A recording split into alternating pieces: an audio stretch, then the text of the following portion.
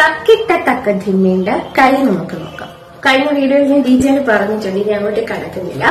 അപ്പൊ നമ്മൾ ഇതിന്റെ ഈ ഒരു പൊസിഷൻ വെക്കുമ്പോൾ കൈ നില കറക്റ്റ് നില എന്ന് പറയുമ്പോൾ ഇങ്ങനെ പോകും. ഈ നില കാണുന്നുണ്ട്, ഇങ്ങനെ കറക്റ്റ് പിടിക്കണം. അപ്പൊ നമ്മൾ ഇങ്ങനെ ഇവിടെ ഇങ്ങനെ കറക്റ്റ് പൊസിഷൻ ചെയ്തിട്ട് വേണം നിൽക്കാനായിട്ട്.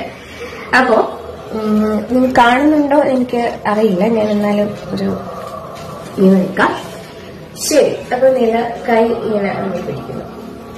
അപ്പൊ രണ്ട് കൈയും നമ്മൾ ചേർത്ത് ഇങ്ങനെ പിടിച്ചതിന് ശേഷം ത കി ത പഠിച്ചു. then നമ്മൾ നിലയിൽ പോയിട്ട് കടകാമുഖം പിടിക്കുന്നു ഇങ്ങനെ. അപ്പൊ അടുത്ത തക്കധിമിയാണ് അടുത്ത അതിന്റെ ചൊല്ല് വരുന്നത്. അപ്പൊ തിസ്രവും ചതുരസ്രവും കൂടെ ചേർന്ന് വരുന്നതുകൊണ്ടാണ്. തക്കിട്ട കഴിഞ്ഞു. അടുത്ത ത എന്ന് പറയുമ്പോൾ നമ്മൾ എന്ത് വേണം? അണപത്മത്തിലേക്ക് പോകണം. ത ത ക ധീ എന്ന് പറയുന്നത് നമ്മുടെ തലയുടെ മുകളില് ധീ മീ നേരെ നോക്കാം. മനസ്സിലായോ? അപ്പൊ ഒന്നുകൂടെ കാണിക്കാം. ത ക ധീ മീ തക്കിട്ട തക്കധിമി. അപ്പൊ അടുത്ത വീഡിയോയിൽ ഞാൻ കൈയും കാലും ഒരുമിച്ച് നമുക്ക് നോക്കാം. ശരി.